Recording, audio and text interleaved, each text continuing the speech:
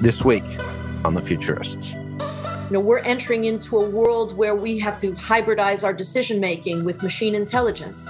And so when we think about a human intelligence, whether that's at the individual level or at the collective human intelligence level, where are the advantages, that we have on the human side that can actually outperform machine intelligence? Because I think that is a monolithic idea that people generally have, that machine intelligence will always outperform human intelligence, that it is necessarily better. Well, it is good to identify where we add value in the future system, right? Exactly. And so, but you can't do that unless you measure it. You simply cannot do that unless you establish certain benchmarks.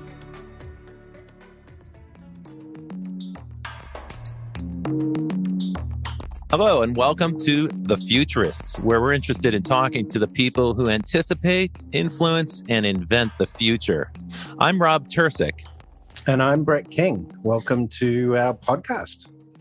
Today, our guest is a polymath, someone who's skilled in a number of different fields, but fields that are really relevant to this topic of forecasting and anticipating the future. Our guest today is Regina Joseph. She is a super forecaster, and we'll get into exactly what that means in just a minute. She's also a cognitive science researcher, and she's launched a number of interesting projects. So in this show, we'll talk a little bit about how she got into super forecasting, and then later we'll get into some of the new things that she's working on because they're super relevant to this idea of futurists. Well, welcome to the show, Regina.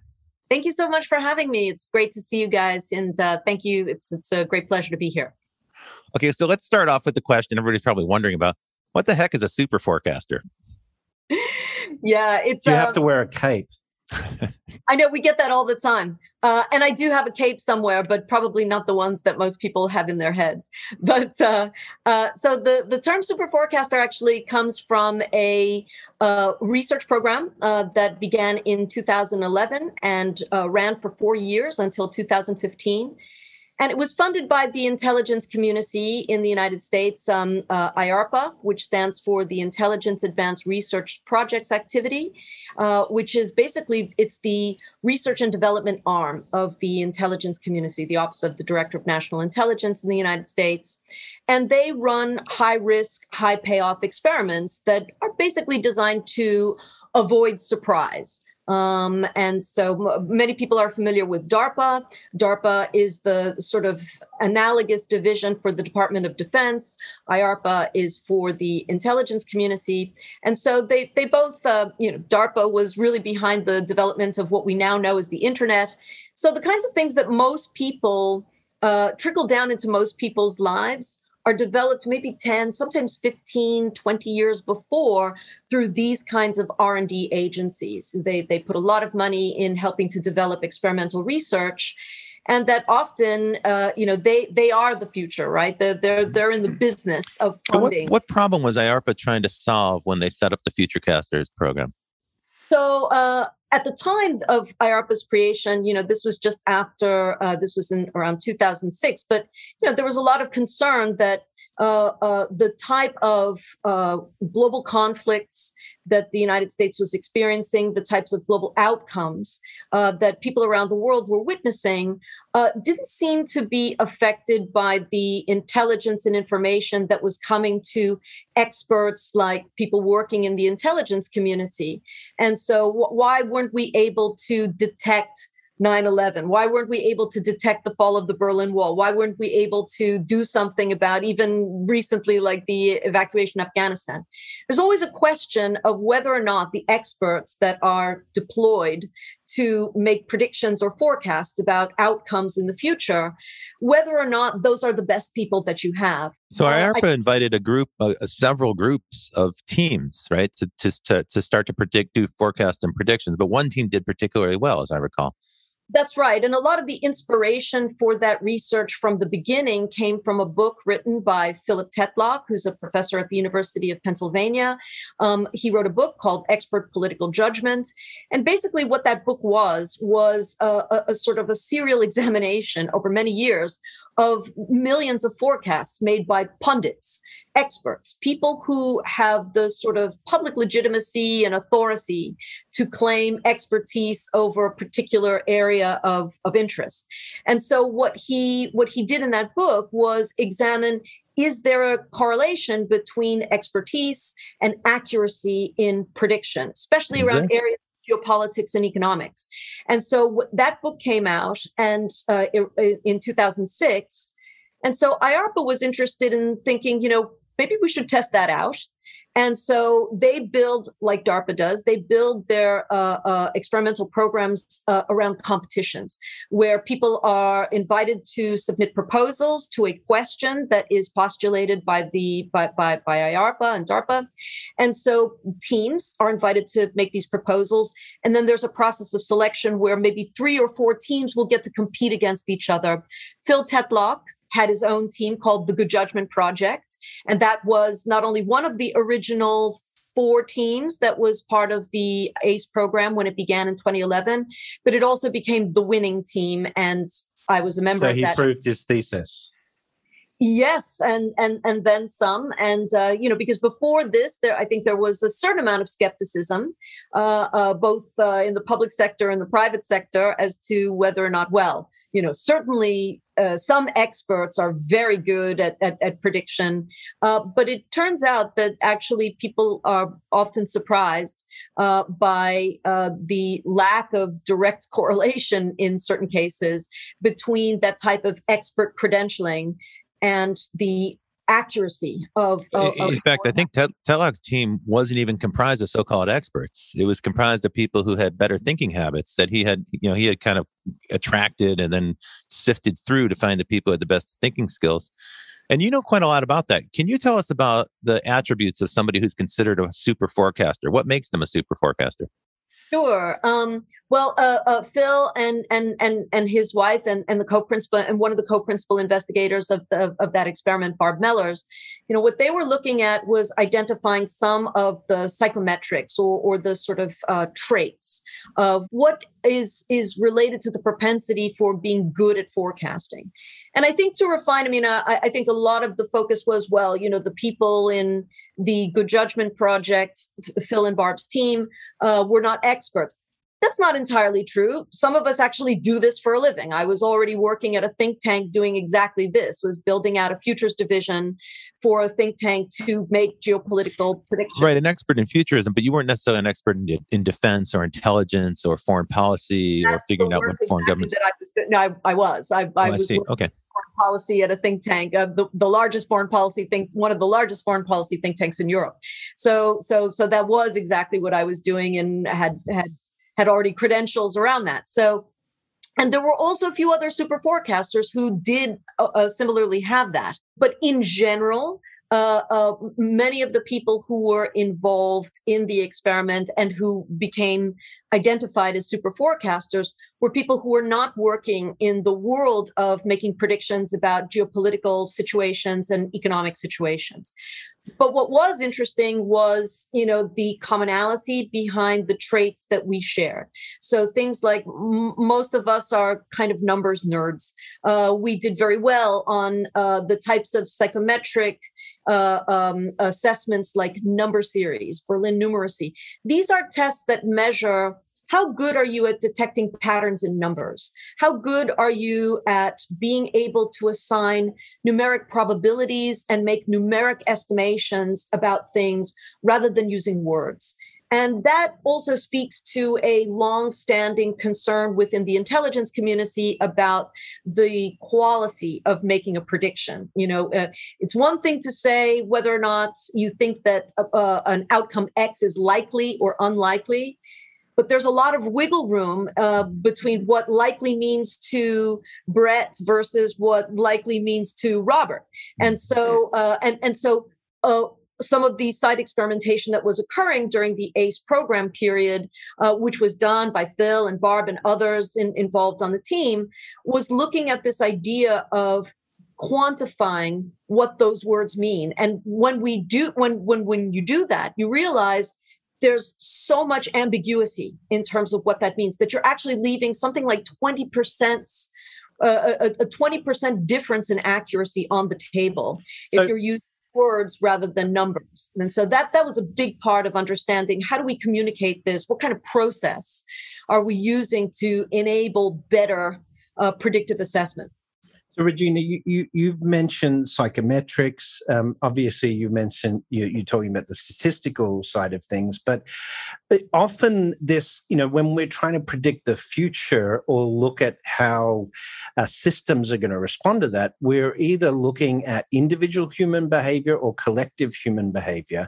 So, how much of the art of this is understanding the behavior of humans and historical precedents that can impose themselves on a forecasting model?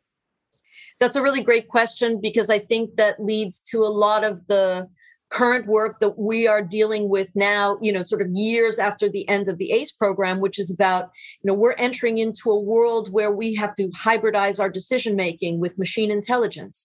And so when we think about a human intelligence, whether that's at the individual level or at the collective human intelligence level, where are the advantages, that we have on the human side that can actually outperform machine intelligence? Because I think that is a monolithic idea that people generally have, that machine intelligence will always outperform human intelligence, that it is necessarily better. Well, it is good to identify where we add value in the future system, right? Exactly. And so, but you can't do that unless you measure it. You simply cannot do that unless you establish certain benchmarks. And so going back to your point, one of the things that I've been involved in and that I'm doing in my current research is looking at identifying what Daniel Kahneman, who won the Nobel Prize in decision theory, and which also is one of the cornerstone foundational sets of ideas that powered the ACE program, the IARPA research program, and a lot of the anticipatory intelligence concepts that have been coming from it, is this idea of when you are trying to make a decision about something, most people are going to make a gut decision. Most people are not going to take a step back and think, yes, but what are the statistical realities about whether something is going to happen or not happen, right? Most people default to their personal... They make a gut decision and then they look for evidence to support their decision. So they're going with confirmation bias. Right. Correct. But what Daniel Kahneman was looking at was this idea, which is known as outside thinking. At the statistical level, what we're looking, we would call that the base rate. What is the historical rate of occurrence of an event that you could use to build a more accurate prediction about things that have yet to happen? So being able to identify a base rate is one of the keystones of what I work on in my research, and also which is what we've seen in our work, especially in terms of the work that I do in establishing a systemic process. The base rate is everything. How you find it, how you present it to the end user, how you can adjust away from it. So all of those are absolutely critical factors in sharpening the accuracy of a forecast or a prediction. So give us a for instance, because this is pretty high level. So is there what's an example of a base rate that, so let's say we wanted to forecast a scenario about tech adoption, maybe VR and AR and XR and these new technologies that are coming. So we could formulate all kinds of predictions, but they would be based on anecdotal stuff, reports in the press, what we've gathered, maybe some numbers about, headsets that have been sold. Yeah. That's not, as you're saying, that's sort of a trap, right? Because we're likely to make an inaccurate forecast based on just kind of a randomly assembled data. You're proposing a base rate. So what would the base rate be for something like that? How would we go about constructing a better model for making a forecast? Well, so VR is a great example. I mean, I had been doing work in VR as early as the early 90s, so this is something that has been around and has been in development for many decades. And yet right before CES, the Consumer Electronics Show, every year, it's one of the biggest tech shows in the world annually. They're always predictive roundups, right? Every newspaper has them. They ask a bunch of experts and pundits, what do you think is going to be the hot thing at CES? What do you think? Because CES is held in the spring. It's usually... And it's a bunch of people spitballing ideas about whatever they think is hot. Let's get real. Those end of the year forecasts about technology are bullshit. Are BS. And so for a period of about 10 years, I was being asked year after year, from like around 2013 up until even like a few years ago, I would get a call from newspapers like The Guardian or whatever saying, what do you think? Everybody says VR is going to be really hot. And I said, this is exactly what everybody's been saying every single year since the 90s. And so if it wasn't hot then, and you still haven't sold through, a sort of minimum viable level of uptake in American households at a certain price point level, you're always going to be in this setup where, VR is going to be the next big thing. Okay, but hang on a sec. I'm sorry to bust in here, but hang on a sec. So if someone were to say, well, okay, VR, it's one of those industries where the sun never really rises. So my prediction for next year is VR is also going to be disappointing. They would have been right for the last 5 or 6 years because there's been a lot of hype since 2017. Every year it's like, oh, this is the year of VR, and that doesn't actually happen. But they'd be wrong eventually, right? It might be this year that they'd be wrong because Facebook's going to sell 10 million units of the Oculus Quest 2, which is a pretty good headset. It's really the first decent headset, right? 10 million is a pretty important benchmark, right? That's sort of like, you're talking about Sony PlayStation level, in the first version of the PlayStation came out, that was a big turning point in the game console business. So narrowly defined, you could say, well, things are starting to trend differently now. Okay, let's get back to the base rate. So what's our base rate in that scenario where we're trying to guess next year? So what you're going to be looking for, a couple of different things. First of all, is the temporal scope problem. This is one of the biggest issues that people have in being in getting good at forecasting, is being able to actually determine the time period of when a future event will occur. Typically, pundits, when they make forecasts, they'll say, well, there's going to be a recession. Yeah, eventually. But if you're making it on year X, and by year X, nothing has happened, you weren't very sensitive to the temporal scope of your prediction, right? If it happens 15 years later, 20 years later, well, then it doesn't really matter. So temporal scope is a big problem. So part of the secret in being able to extract better accuracy has a lot to do with not just about the forecast, it's about the questions that you ask. And so that is one of the areas that we specialize in too, is this idea of question generation. Asking the right questions is a form of meta forecasting.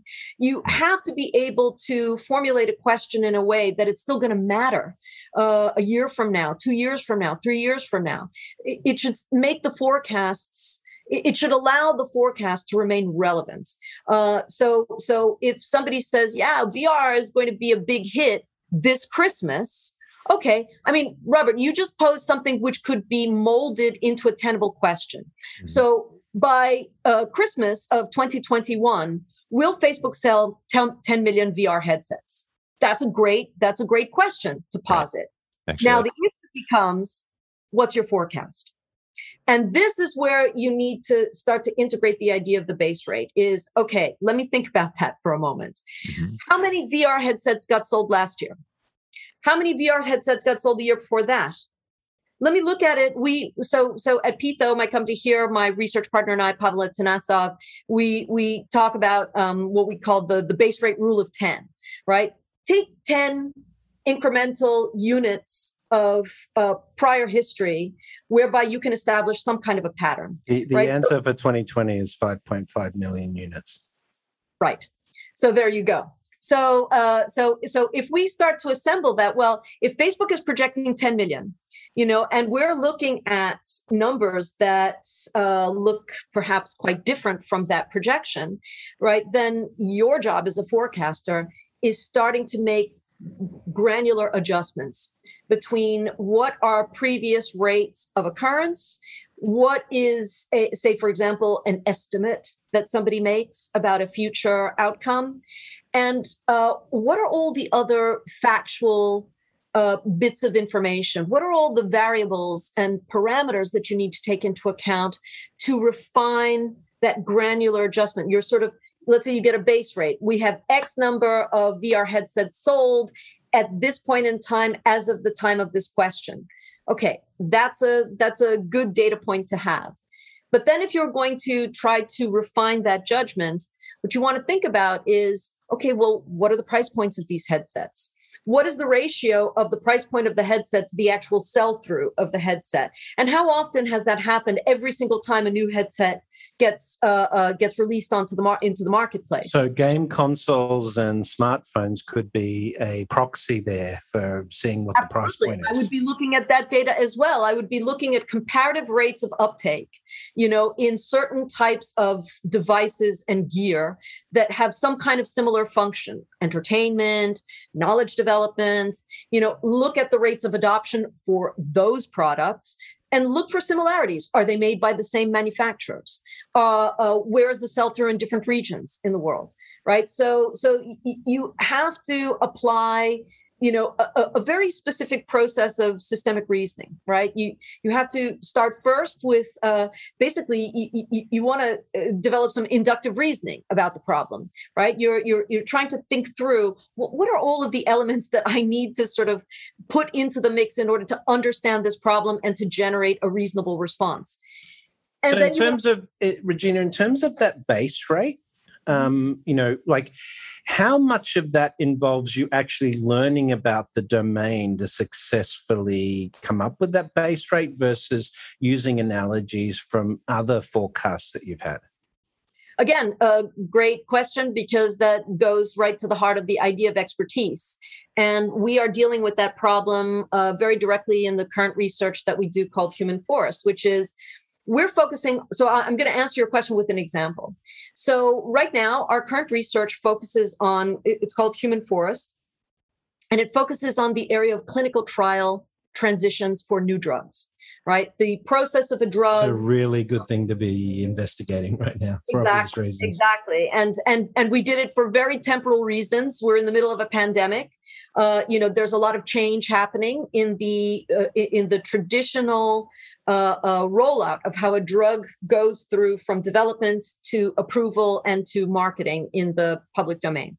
So what happens in that space, you would assume, lots of people assume that, well, if you're setting up an environment where you're asking people to make predictions on will drug X, transition from phase 2 to phase 3 testing, or will drug Y receive clinical approval to market the drug by X date, right?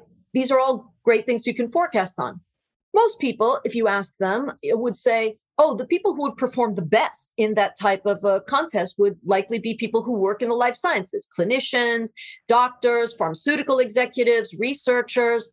That would be a very logical and rational expectation on the part of most people. The reality is that that's not what we see in the research. And that has a lot to do with how do you present the information? How do you format that information? What kinds of additive information are you offering to those people? What we've seen is that our non-experts, lay people who have zero professional backgrounds in the life sciences, biology, medicine, medical research, these people actually outperformed experts. And so this goes back to, and again, Phil has done a lot of that foundational work in establishing that, there are a lot of reasons why experts don't always get it right. And much of that has to do with certain psychological issues. If you are in a small field of experts, consensus matters because that involves reputational risk if you go out on a limb and get it wrong. Regina, let's hold off on that for a second, because I want to make sure we delve deep into the blind spots and the cognitive bias after we go to break. This is super interesting stuff. Let's take us to break. Just for those of you that just joined us, we're talking to Regina Joseph, the cognitive scientist and super forecaster from the School of International Futures. We'll be right back after this break. Welcome to Breaking Banks, the #1 global fintech radio show and podcast. I'm Brett King. And I'm Jason Henricks. Every week since 2013, we explore the personalities, startups, innovators, and industry players driving disruption in financial services. From incumbents to unicorns, and from cutting-edge technology to the people using it to help create a more innovative, inclusive, and healthy financial future. I'm JP Nichols, and this is Breaking Banks.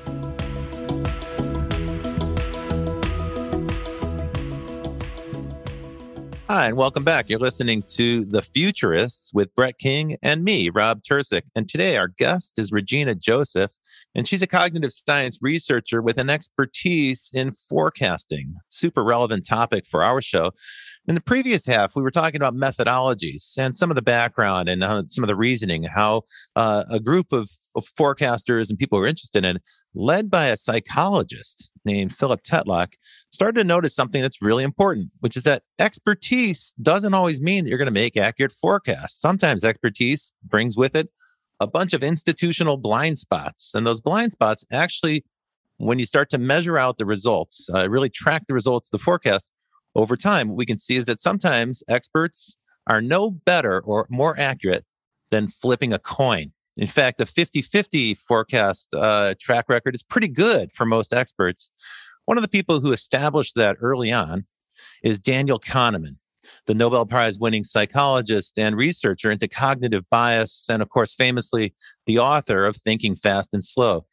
Now, Regina, this part of the show, what I want to talk about, and I think Brett and I are both keenly interested in, is how do people get it wrong? How do these people who are so smart, so steeped in the information, and so knowledgeable about the subject matter, how do they have blind spots? What are the cognitive biases that get in their way?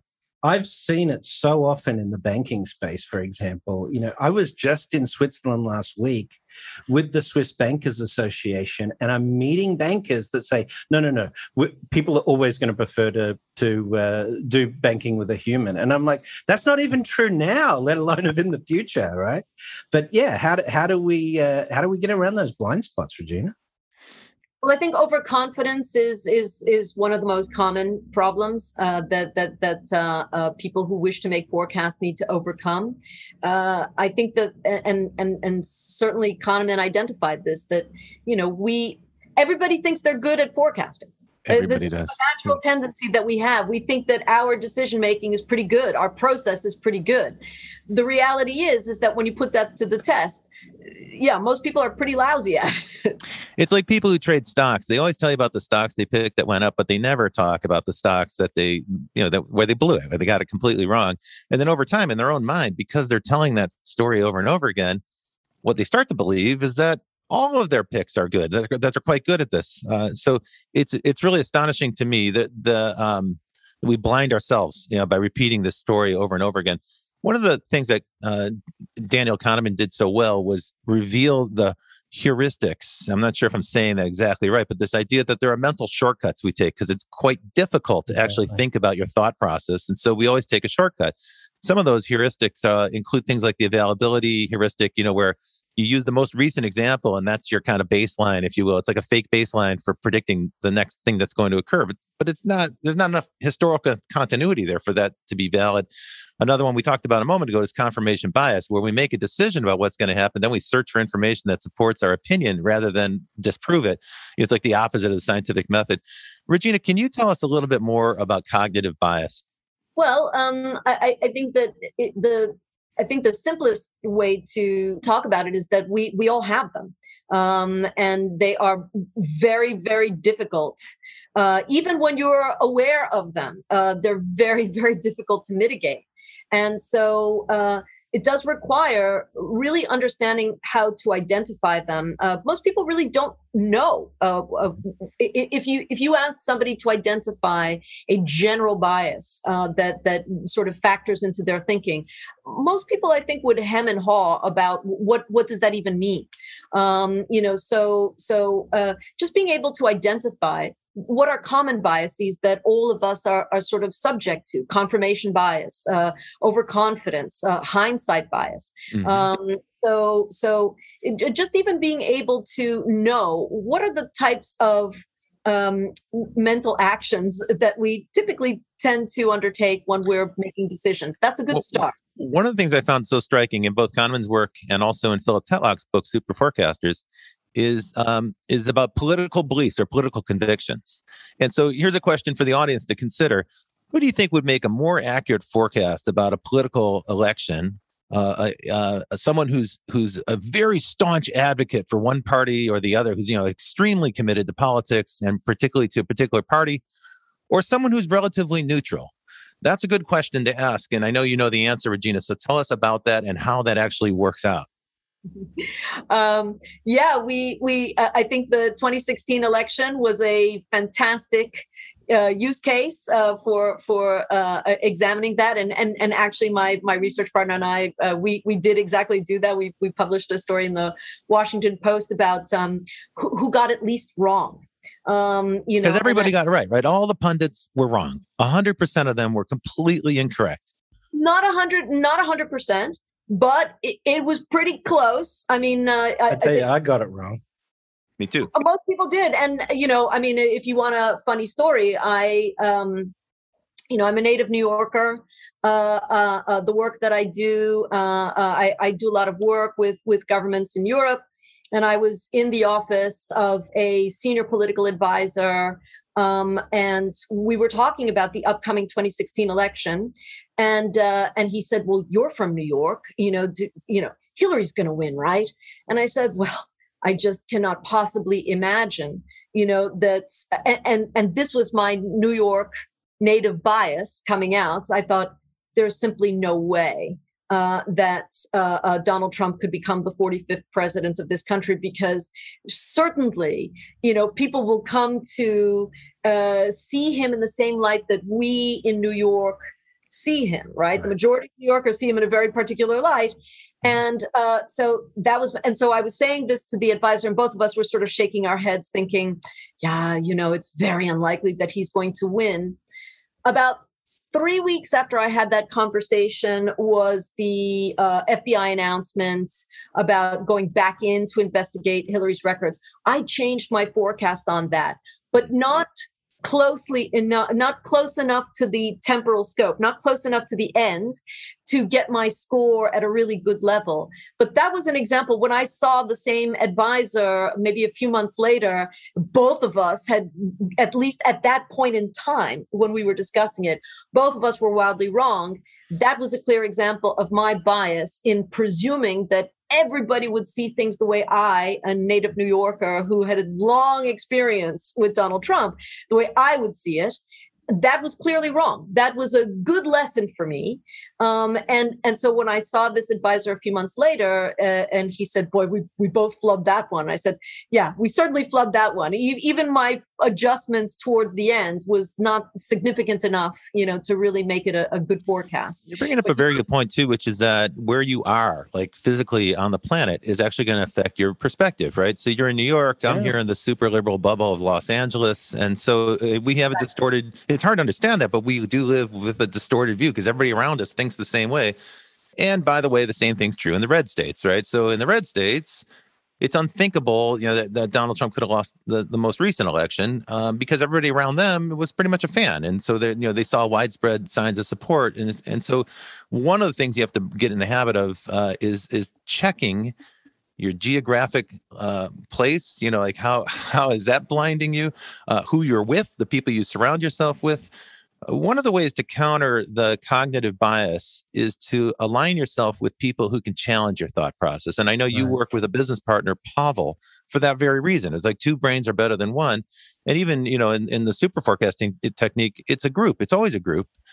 So talk a little bit about how other people can help us see our own blind spots. Yeah, one of the things that I think works really well in environments, especially, most decision making takes place in groups, in teams. So learning what is a good process to arrive at some kind of a predictive insight when you have to do it with a bunch of people.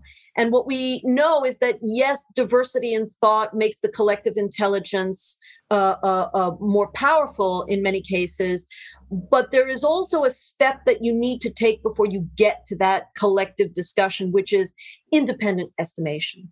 It's better, even if you're operating in a team, it's better that every single individual within that group makes their own independent estimate about what they think is going to happen before they start talking with other people, so that they are not allowing potential groupthink bias or anchoring bias or other types of biases. I mean, if I'm working, and this happens a lot, I often find myself the only woman in a room or one of very few numbers of women in a room. So there are biases associated with that. The minute I walk, before I even open my mouth, there are going to be perceptions about that.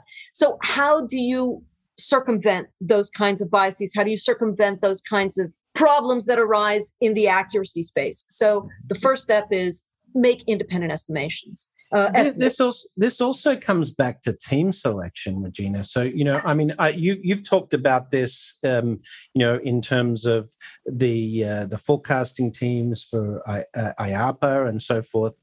But, how do you go through that process of team selection? Do you purposely pick people without domain expertise, for example, or as a reference? At the experimental level, we do random assignments. So we to maintain the ability to really detect whether or not our systems are working or not. We usually do not pre-select people to be in certain groups. However, in the case of some of the research that we're doing, it's not who we want to be in specific cohorts. What we're looking at is to see how the system applies to certain types of samples. So in our case, what we're doing is we have one group made of people who are super forecasters, people who have been shown to be very consistently accurate over an extended period of time. So that's one discrete group. We have another discrete group of people who are life sciences professionals, people who are experts in this field. And then we have people who are total lay people, zero forecasting experience and zero biomedical experience. But those folks actually have some elements in common, some traits in common. They read widely, they read eclectically, they don't hold very fixed political beliefs, as I kind of alluded to in the previous comment or question. They're flexible thinkers. And I think it's also important for people to understand they're not fixated on their prediction. They're perfectly willing to change their prediction. As you explained, with the 2016 election, the super forecasters are quite comfortable saying, new information has come in, and therefore we're going to modulate a little bit. We're going to moderate and change our prediction, our forecast a little bit based on that new information. And some people are too fixated, like they're too rigid. I made my forecast, I'm going to stick to it. And that's almost a recipe for going wrong. So I think even if the folks are not experts in a particular subject matter, they do share some common traits, even if they come from divergent backgrounds. Yeah, and I think that the key thing is that it's a trainable skill. So yes, super forecasters have a propensity to do this naturally, but for people who don't, you can teach them. Well, in fact, that's what you're doing now. Can you talk a little bit about your program? Because this is a good opportunity for those who are listening to learn that this is actually something you can improve. Tell us about it. Thanks. Well, basically since 2012, I've been developing training programs in how to get people who don't have this natural kind of super forecaster propensity, but who need to be able to make good decisions, good forecasts, teach them a step-by-step process on how to be a better forecaster, how to think like someone who makes forecasts professionally, how to do that well. And much of it is really about practice. It's you need to get them in an environment where they can just make a forecast, because most people have never done that before.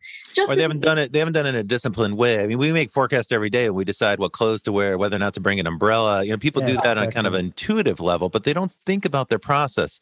And one of the keys to becoming a better forecaster is to start to expose your thought process and become familiar with it.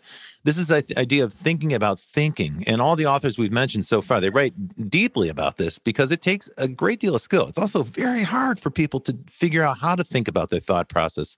Is that one of the things that you train people on, Regina?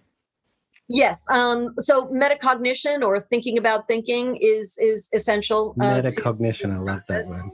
Yeah, and so what we really are trying to get people to do is to take a step back, go into that system 2 mode of thought that Daniel Kahneman talks about, and to really be careful about where they might fall down in their process, and where they can boost that process.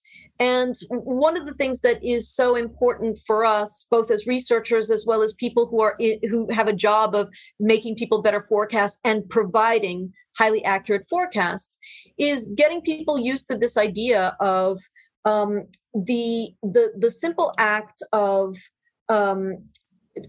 training in an environment where, it goes back to a little bit of what you were saying, Robert. When I describe for people who've never done forecasting before, the first part is to get them to frame it differently.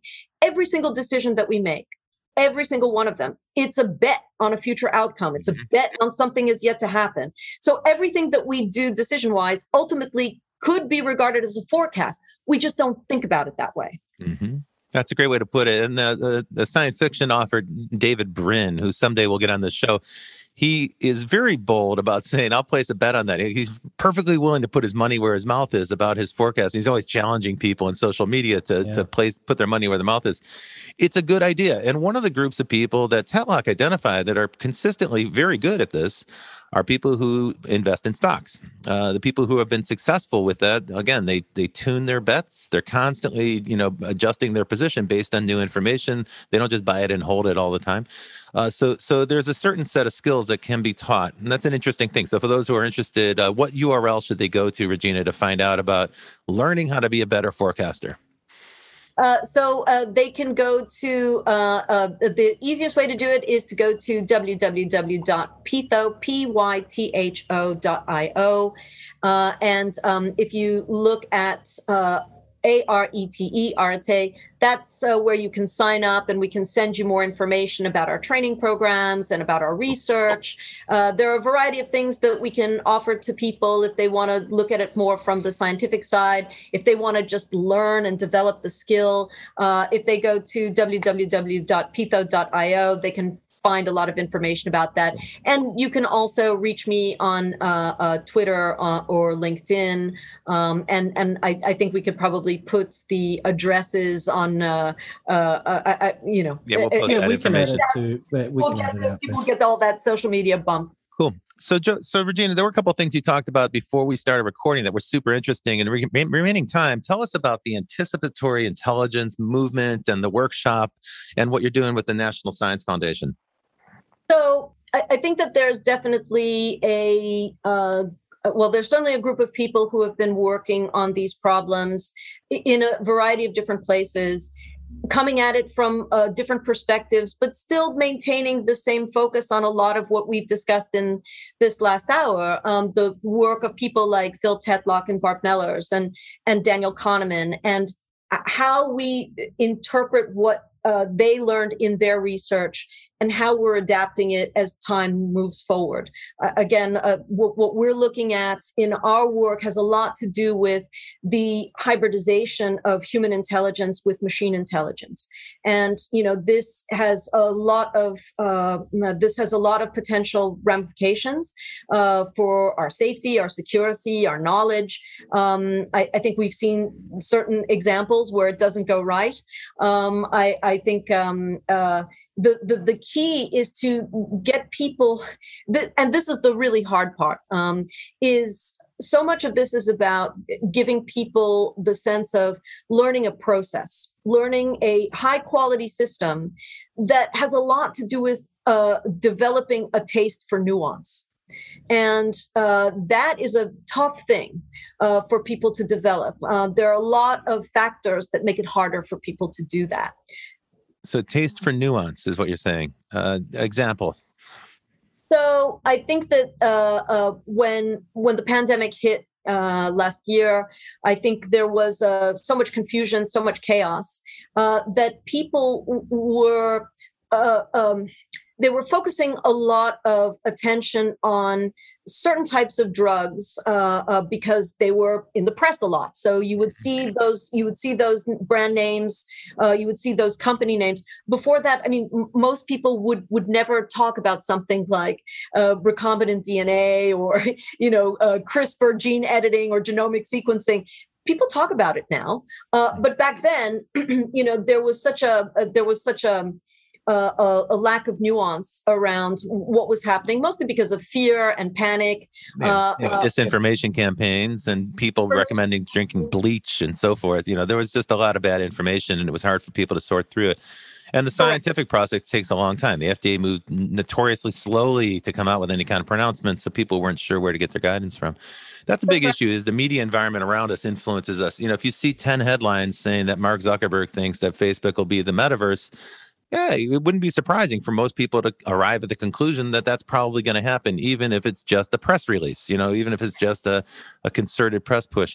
It's widely understood in politics, but it's also true for companies. Companies are trying to craft a perception about where they're going to be in the future. They're trying to influence shareholders and the stock market. And so they use sort of media disinformation campaigns to kind of influence people's thinking. A big part of the work that you do is to kind of illuminate that and show people, hey, your media diet is going to influence the thoughts that are inside of your head. And eventually those ideas are going to take root. You might start to believe them, whether or not they're based on any kind of fact. Yeah. You know what? You mentioned the pandemic, and I have to ask you this question because this has been on my mind. So nothing was easier to forecast. Literally nothing was easier to forecast than COVID-19. For 20 years, we've been hearing from everybody in the field of epidemiology that there was going to be another kind of global breakout of some kind of highly communicable disease. And when it broke, we had very well developed plans on how to tackle it. That's exactly right. There were teams ready to, although they had been kind of deactivated in the U.S. in some cases. But, like Laurie Nadell wrote a book called The Next Plague in like 2003 or 4. It's been around for a long time. There were books that came out just a year before. And even one scientist had said, look, it'll be a coronavirus. It'll come from a bat in the Wuhan area. Like this doesn't require like rocket scientists. You could just read what was already published and understand this was coming. So here we had a case where there were excellent forecasts available, but the people in charge ignored the forecasts. So what's that called? I think of that as like the Cassandra syndrome, where you've got somebody outside of the temple telling you exactly what's going to happen. Don't go there. It's going to be bad. And then Agamemnon's like, nope, send the ships off to Troy. We're going. So what do you think of that? I love that we've got so many sort of Greco-Roman and, sort of classical references, flowing through this conversation. I think that is part of the problem, right? Is that's one small part of the problem. But as to the reasons why leaders, decision makers don't follow through on copious amounts of evidence or copious amounts of data that they've got sitting in front of them to make the right decision, there's so many variables that affect that actual decision-making process that, yes, Cassandra complex is part of it, but there are other, political liabilities, right? Personal incentives, right? Whether it's greed or power or, so it's not just about, the sort of cognitive factors at stake, like overconfidence or there are so many layers to a decision, especially at a high level, that and what we try to do is to kind of decompose that. If we're kind of looking back at forecasts that go wrong, what are all the possible pathways where the decision making took the wrong side of the fork, and so that's a very complex process. And part of what we're talking about now, part of what we're thinking about is how do we make getting through that process a little easier.